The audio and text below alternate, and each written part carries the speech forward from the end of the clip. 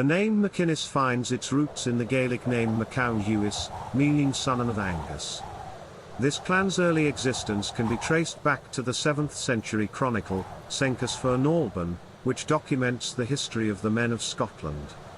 The MacInneses were part of the larger Scots of Dalriada, a kingdom spanning parts of modern-day Scotland and Ireland. Within the Scots of Dalriada, the MacInnes clan was one of 3 kindreds, alongside Gabran and Lorne.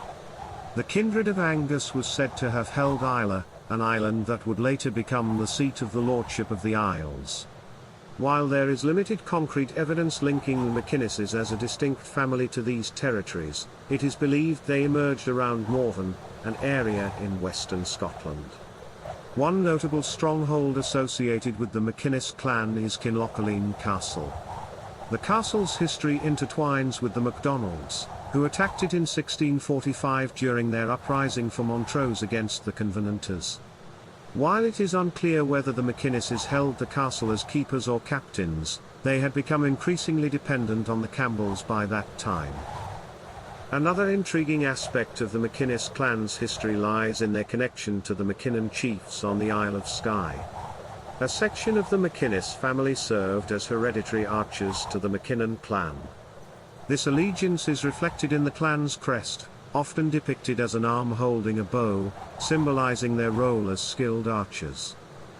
During the Jacobite period, the MacInneses found themselves divided in their allegiances. The main body of the clan stood with the Campbells, supporting the Hanoverian cause, which favored the British monarchy under the House of Hanover.